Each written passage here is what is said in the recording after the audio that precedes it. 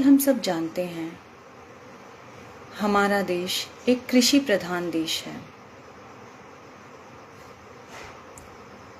हमारे देश का मूल कार्य खेती से जुड़ा हुआ है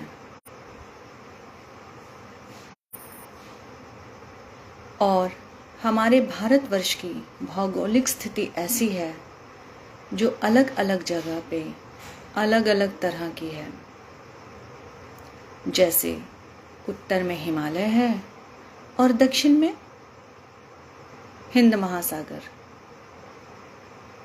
पूरब में जहाँ पे चेरापूंजी जैसा क्षेत्र है, जहाँ वर्ष भर वर्षा होती है, तो इसके उलट पश्चिम में थार मरुस्थल है।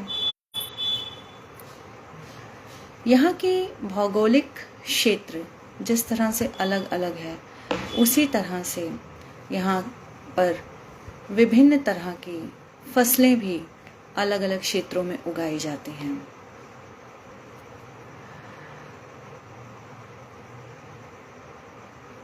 अभी तक आप सब समझ गए होंगे कि आज हमारा टॉपिक खेतीबाड़ी से ही रिलेटेड है। जी हाँ, आज हमारा टॉपिक है मोटे अनाज, जिसके बारे में हम जानकारी प्राप्त करेंगे। मोटे अनाजों में छिपा है पोषण का खजाना, जिन्हें अब श्री अन्न के नाम से भी जाना जाएगा। भारत में कई तरह के मोटे अनाजों का उत्पादन होता है और इन्हें अब श्री अन्न के नाम से जाना जाएगा। साथ ही भारत को ग्लोबल हब फॉर मिलेट बनाया जाएगा। वर्ष 2018 में भारत में मिलेट ईयर मनाया गया था और भारत सरकार की पहल पर ही वर्ष 2023 को संयुक्त राष्ट्र ने इंटरनेशनल ईयर ऑफ मिलेट यानी कि अंतर्राष्ट्रीय पोषक अनाज वर्ष के रूप में घोषित किया है। इसकी शुरुआत 1 जनवरी 2023 से हो गई है। साथ ही 2023-24 के बजट में मोटे अनाजों के उत्पादन को बढ़ावा देने की बात कही गई है। मोटे अनाज को बढ़ावा क्यों दिया जा रहा है, इसके बारे में अब हम चर्चा करेंगे।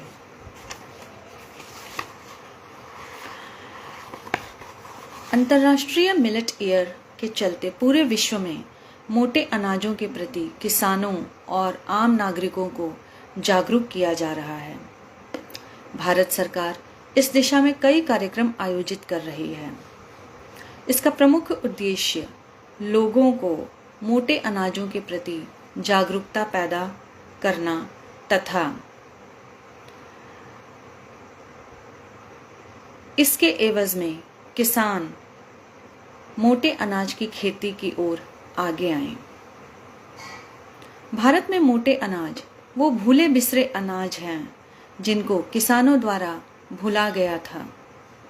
अब एक बार पुनः किसानों को अपने खेतों में मोटे अनाजों को उगाने के प्रति जागरूक किया जा रहा है, जिससे मोटे अनाज खेत से लेकर आम आदमी की थाली में आ सके।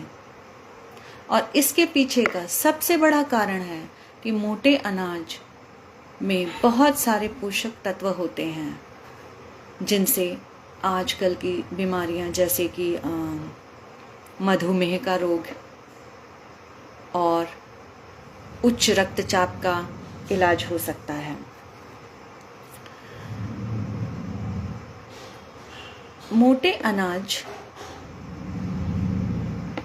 का प्रचलन भारत में हरित क्रांति के आने के बाद से कम होना शुरू हो गया, जबकि हरित क्रांति के पहले हमारे भारतवर्ष में एक व्यक्ति साल भर में लगभग 33 किलो मोटे अनाज को कंज्यूम करता था, खपत करता था, जो हरित क्रांति आने के बाद इसकी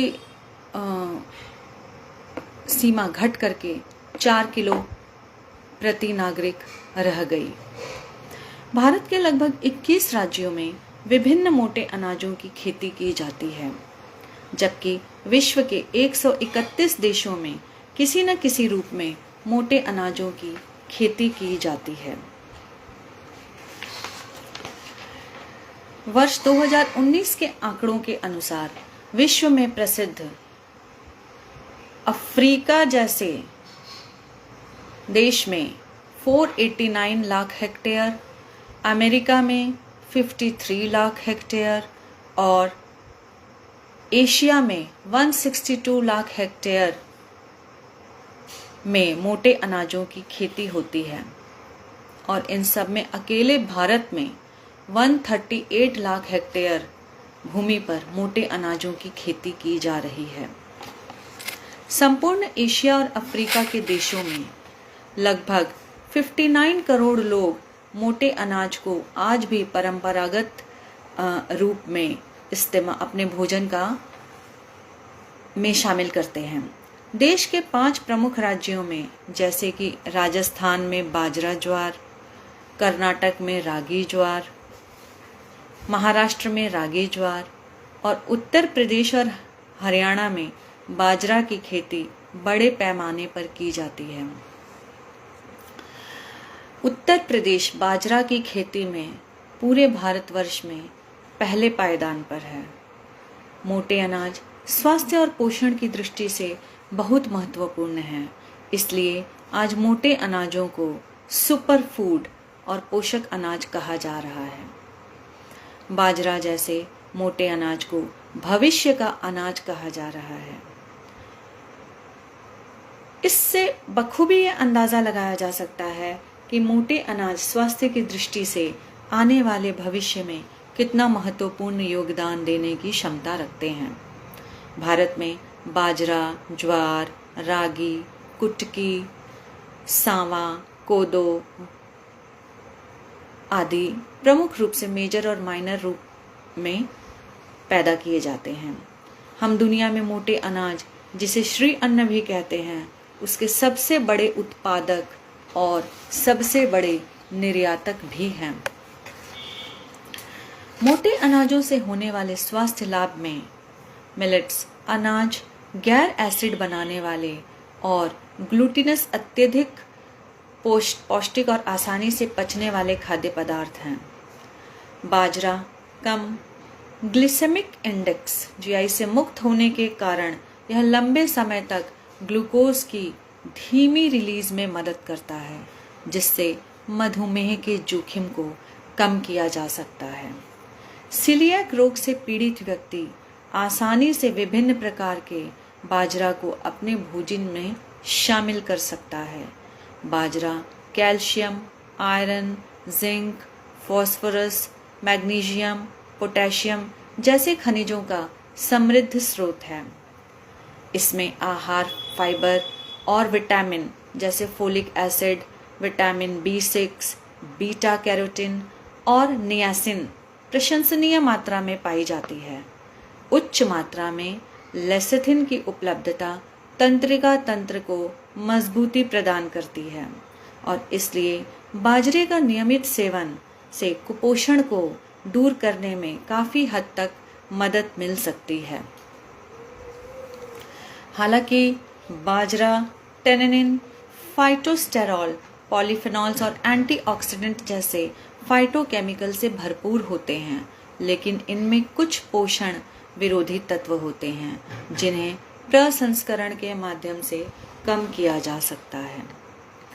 बाजरा में अनुकूलन की व्यापक क्षमता होती है क्योंकि यह आंध्र प्रदेश के तटीय क्षेत्र से लेकर उत्तर पूर्वी राज्यों और उत्तराखंड के पहाड़ी क्षेत्रों में मध्यम ऊंचाई तक आसानी से पैदा की जा सकती है। बाजरा नमी, तापमान और भारी से लेकर रेतीली बंजर भूमि तक की मिट्टी में आसानी से उगाया जा सकता है और यही सबसे बड़ी खासियत है मोटे अनाजों की। बाजरा मोटे अनाजों की श्रेणी में आता है, लेकिन इसके पोषण संबंधी लाभ के कारण इसे आज पोषक अनाज भी कहा जाता है और हमने शुरू में ही बताया कि इसे भविष्य का अनाज के रूप में भी देखा जा रहा है। बाजरा के पोषण को दृष्टिकोण से देखें तो इसमें प्रोटीन, खनिज और विटामिन्स पर्याप्त मात्रा में पाए जाते हैं। बाजरा पोषण की दृष्टि से चावल और गेहूं से 3 से 5 गुना तक बेहतर है। बाजरा vitamin B, calcium, iron, potassium, magnesium, zinc और ग्लूटेन फ्री होता है। जिन लोगों को गेहूं से एलर्जी होती है उनके लिए बाजरा एक आदर्श भोजन है। वजन कम करने वाले और मधुमेह रोगियों के लिए भी बाजरा बहुत ही उपयुक्त भोजन होता है। बाजरे का उपयोग कई औद्योगिक उत्पादों में भी किया जाता है।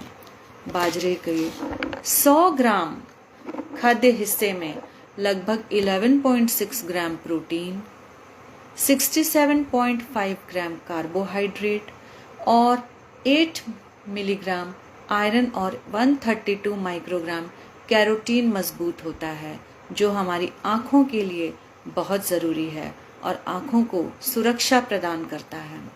भले ही इसमें फाइटिक अम्ल, पॉलीफेनॉल और एमिलेज जैसे कुछ पोषक निरोधी अंतरोधक होते हैं, पर पानी में भिगोने के बाद और अंकुरण तथा अन्य पकाने की विधियों से इसके पोषक विरोधी तत्वों में कमी हो जाती है।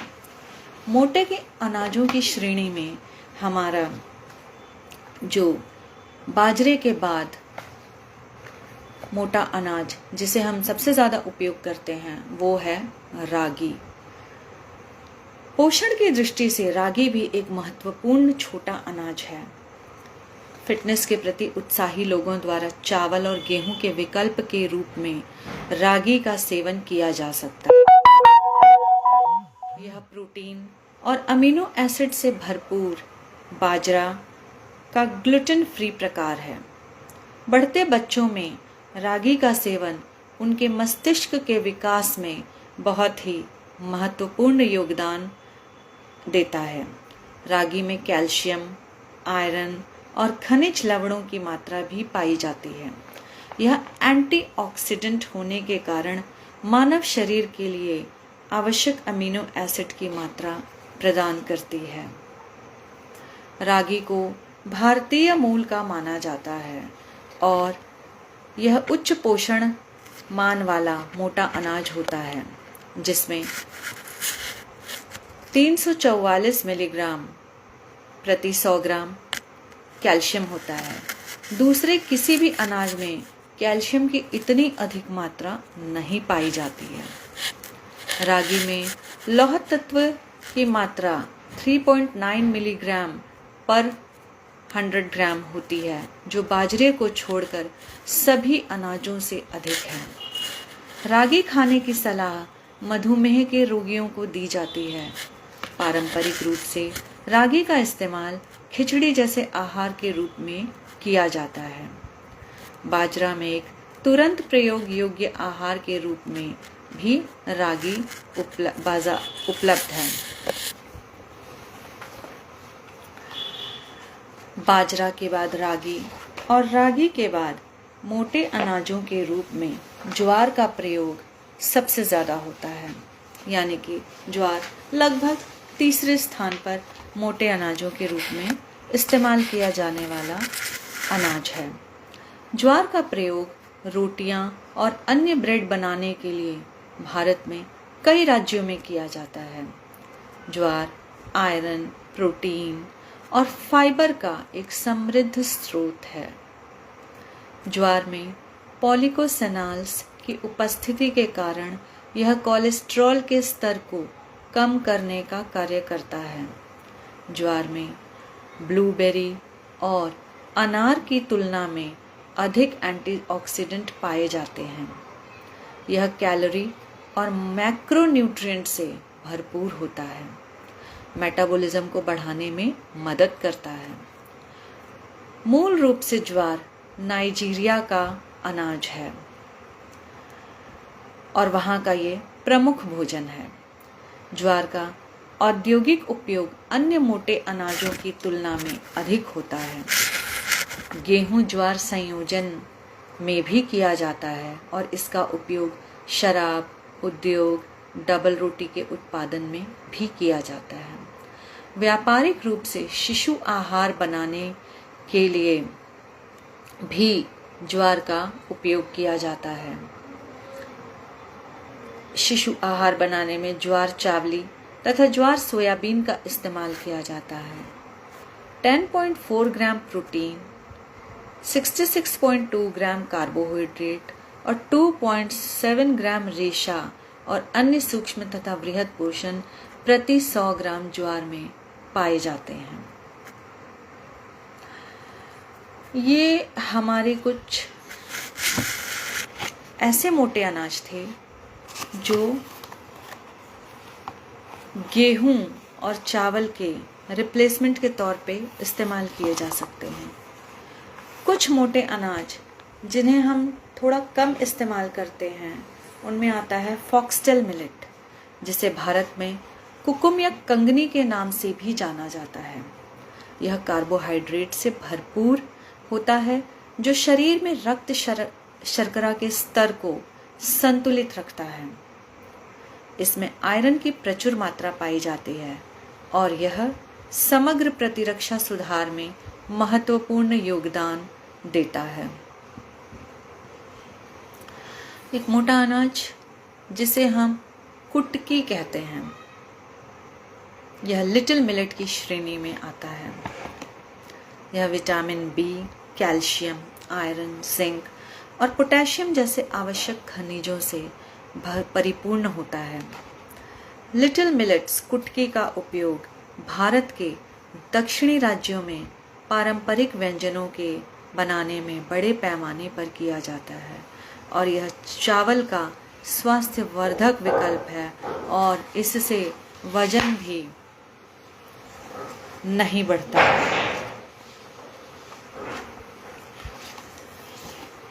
बर्नार्ड बाजरा भी मोटे अनाज का एक रूप है जिसे सवा अथवा सनवा के नाम से जाना जाता है। यह उच्च मात्रा में आहार फाइबर से भरा होता है जो कि आंतों को बेहतर बनाने और वजन घटाने में काफ़ी सहायता करता है। सवा कैल्शियम और फास्फोरस से भरा होता है जिससे हड्डियों की मजबूती प्रदान होने में सहायता मिलती है। प्रोसो मिलेट को भारत में चीना के नाम से जाना जाता है। यह रक्त शर्करा को स्तर को संतुलित करने में मदद करता है क्योंकि इसमें ग्लाइसेमिक इंडेक्स होता है और इसको मधुमेह रोगियों के लिए दैनिक आहार में शामिल करना एक बहुत ही अच्छा विकल्प हो सकता है। कोदो, जिसे आमतौर पे हम सभी ने सुना हुआ है, इसे लेसेंथिन अमीनो एसिड की उच्च मात्रा वाला मोटा अनाज भी कहा जाता है। यह तंत्रिका तंत्र को मजबूती प्रदान करता है और कोदो में विटामिन और खनिजों के बीच विटामिन बी, विशेष रूप से नियासिन, B6 और फॉलिक एसिड का एक शानदार स्रोत है। इसमें कैल्शियम, आयरन, पोटेशियम, मैग्नीशियम और जिंक जैसे मिनरल्स होते हैं। यदि इसका पोस्ट मेनोपॉजल महिलाओं द्वारा नियमित रूप से सेवन किया जाए तो यह उनके उक्त रक्तचाप और कोलेस्ट्रॉल के स्तर जैसे हृदय संबंधी विकारों से छुटकारा दिलाने में उपयोगी साबित हो सकता है। बकव्हीट, जिसे भारत में कुट्टू के नाम से जाना जाता है, अक्सर हम लोगों के घरों में जब कोई हम लोग उपवास करते हैं जैसे नवरात्रि में, तो हम कुट्टू के आटे का प्रयोग करते हैं फलाहार के रूप में। भारत में अक्सर नवरात्र और अन्य अवसरों के दौरान इसका उपयोग फलाहार के लिए किया जाता है।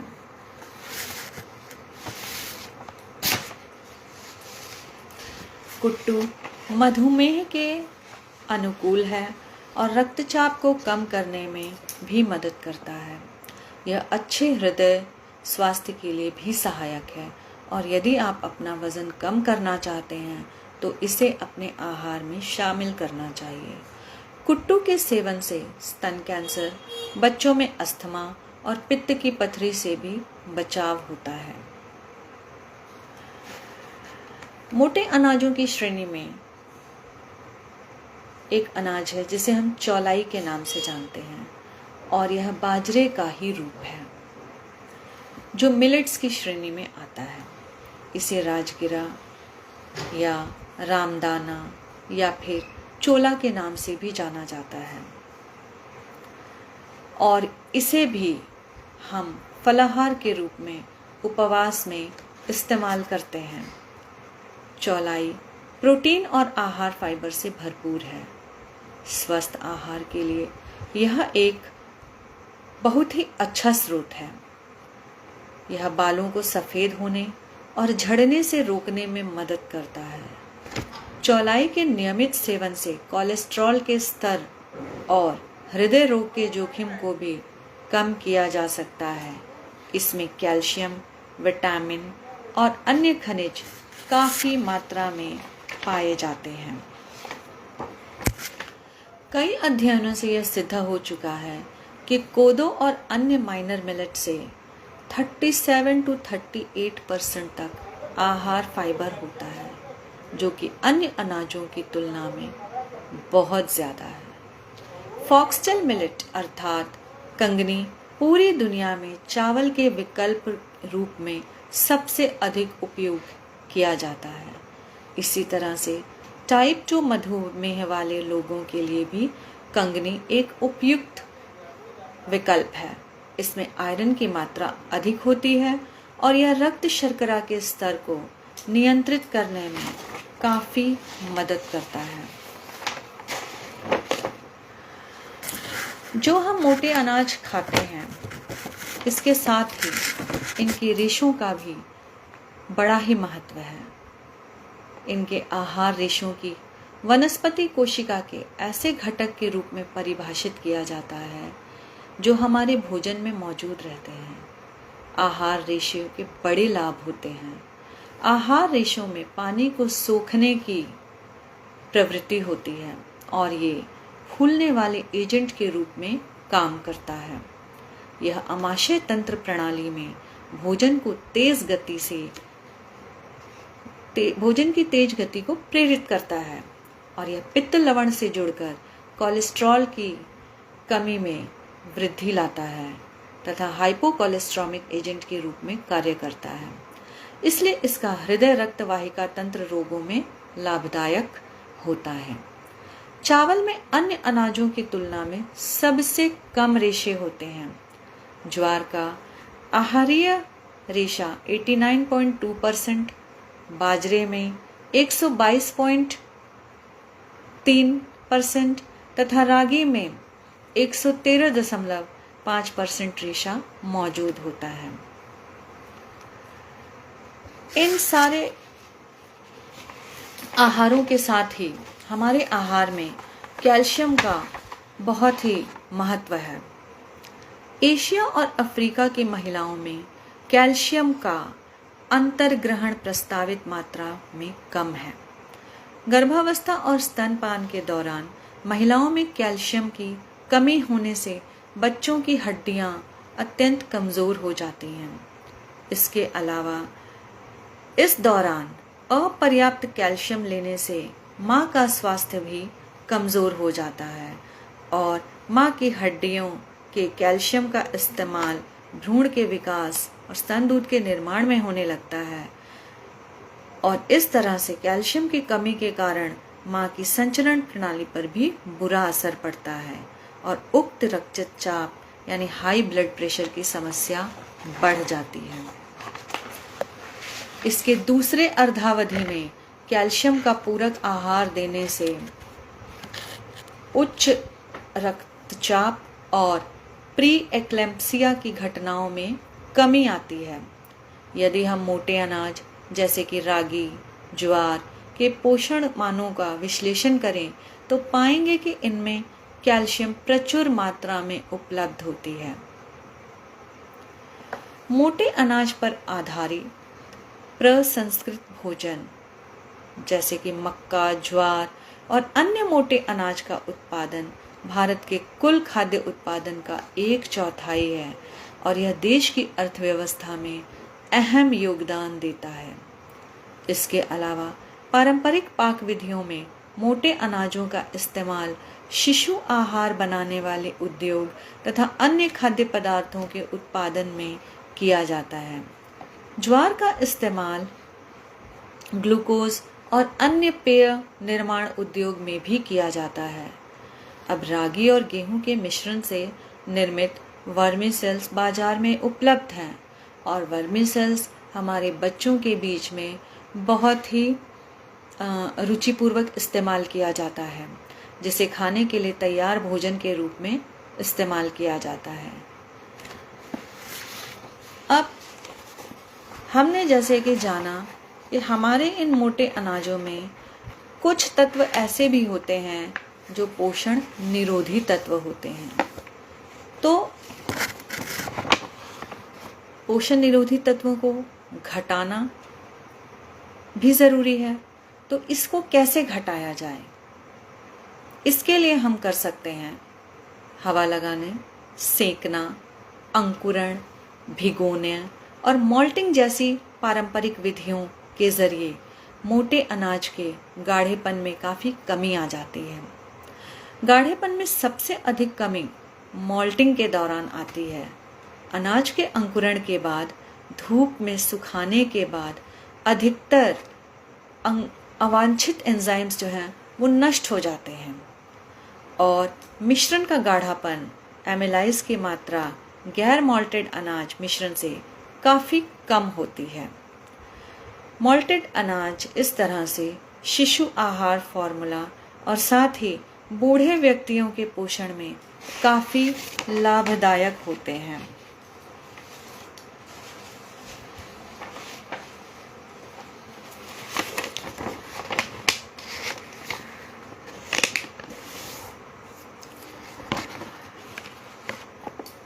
मोटे अनाजों से इस तरह से होने वाले स्वास्थ्य लाभ को देखते हुए ज़रूरत इस बात की है कि लोगों में इसके प्रति जागरूकता पैदा की जाए, जिससे लोग इसे अपने भोजन में ज़्यादा से ज़्यादा मात्रा में शामिल करें। इसकी खेती करने के लिए किसानों को हम उत्साहित करें। जब बाज़ार में मोटे अनाज की डिमांड बढ़ेगी तो अपने आप ही किसानों को इन्हें उगाने के लिए मोटिवेशन मिलेगी, प्रेरणा मिलेगी। इसकी खेती करने के लिए जब किसानों को मोटे अनाजों का अच्छा भाव मिलेगा तो किसानों को इनकी खेती से फ़ायदा होने के साथ ही आम जनमानस का स्वास्थ्य भी बेहतर हो सकेगा।